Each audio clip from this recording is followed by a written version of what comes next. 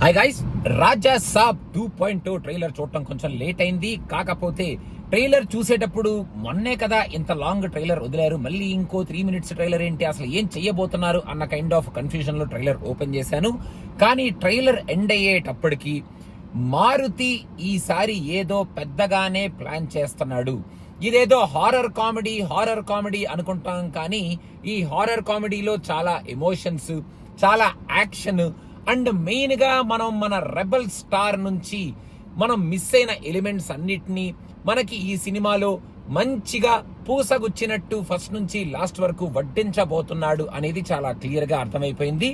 ఆ స్టోరీలో కూడా చాలా ఎఫర్ట్ పెట్టినట్టు తెలుస్తుంది. ఆ డిజైన్ వర్క్ కానీ, ఆ విఎఫ్ఎక్స్ కానీ, మెయిన్ గా ఆ ఆర్ట్ వర్క్, ఆ ప్యాలెస్ ని ప్రెజెంట్ చేయటం, మన సంజయ్ దత్ గారిని ప్రెజెంట్ చేయటం, అండ్ ఆ గోస్ట్, మన ప్రభాస్, వీళ్ళిద్దరి మధ్యలో ఉన్న ఇంట్రాక్షన్స్ కానీ, అండ్ కైండ్ ఆఫ్ ఆ హిప్నటైజ్ చేసే ఆ సీన్స్ కానీ, ఇవన్నిటినీ కొంచెం బాగానే ప్యాకేజ్ చేసినట్టు నాకైతే అనిపిస్తుంది. అండ్ మన ప్రభాస్ గారు కూడా ఫస్ట్ నుంచి లాస్ట్ వరకు మంచి రెబెలియస్ యాక్టింగ్ చేసి లాస్ట్ లో మెయిన్ గా ఆ ఓల్డ్ గెటప్ ఏదైతే ఉంటుందో అది ఏ రేంజ్ లో వస్తుందో, ఇంకొక ప్రపంచాన్ని సృష్టించుకొని అక్కడి నుంచి ఈయనతో యుద్ధం చెయ్యాలి అన్న డైలాగ్ తర్వాత వస్తుంది. కాబట్టి మరి క్లైమాక్స్ లో వస్తుందో ఆ ప్రపంచం ఏమిటో, మరి ఆ క్యారెక్టర్ ఏమిటో, అసలు ఈ తాతకి మనవడికి, మరి ఆ నానమ్మకి, అంటే వీళ్ళందరికీ ఉన్న కైండ్ ఆఫ్ రిలేషన్ ఏమిటో, ఇదంతా మనకి చాలా కన్ఫ్యూజింగ్ గానే ఉంది ట్రైలర్ చూస్తుంటే.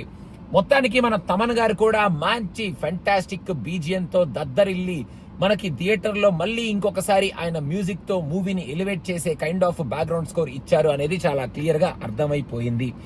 మెయిన్ గా ఇక్కడ లాస్ట్ ట్రైలర్ తో కంపేర్ చేస్తే VFX work is little far better.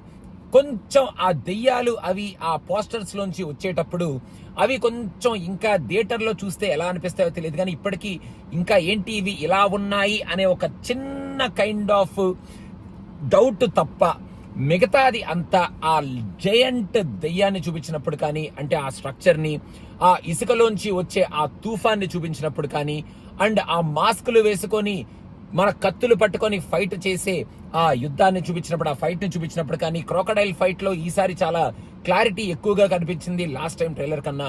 So VFX work definite గా కొంచెం వర్క్ చేసి కొంచెం బెటర్ ప్రోడక్ట్ ని, మనం ఏమి పెద్ద మాక్ చేసే కైండ్ ఆఫ్ ప్రోడక్ట్ ని కాకుండా స్ట్రాంగ్ గా మనం ఎంజాయ్ చేసే కైండ్ ఆఫ్ ప్రోడక్ట్ నే మన ముందుకు తీసుకురాబోతున్నారు with 1 or 2 glitches which I saw in the trailer which might be not seen in the theater or ఆ ఫ్లోలో వెళ్ళిపోతాయి అనుకుంటా. అలాంటి చిన్న చిన్న మైన్యూట్ గ్లిచెస్ అనేటట్టు నాకైతే అనిపిస్తుంది. మొత్తానికి ఓవరాల్ గా ఒక మంచి స్ట్రాంగ్ సినిమాతో చాలా కాన్ఫిడెంట్ గా మన విశ్వప్రసాద్ గారు అండ్ మన మారుతి ఈసారి గట్టిగానే ఈ రాజా సాబ్ మూవీని మన ముందుకు తీసుకురాబోతున్నారు. సంక్రాంతి టైంలో మనందరినీ ఒక మంచి గట్టి పెద్ద సినిమాతో అలరించబోతున్నారు విత్ మన రెబల్ స్టార్. ఆయనలో ఉన్న ఆ కామెడీ టైమింగ్ ని, ఆ యాక్షన్ యాంగిల్ ని, ఆ యాక్టివ్ క్యారెక్టరైజేషన్ ని, వీటన్నిటిని చూస్తూ మనం డెఫినెట్ గా ఎంజాయ్ చేస్తామని చాలా స్ట్రాంగ్ గానే అనిపిస్తుంది. ఇంకా ముగ్గురు హీరోయిన్లు ఈ సినిమాలో ఎలా సర్దుతారు, ఒక్కొక్కరికి ఏ మోతాదు కైండ్ ఆఫ్ ఆ యాక్షన్ ఇస్తారు, ఆ పోర్షన్ సర్దుతారు అనేది మాత్రం మనం చూడాలి.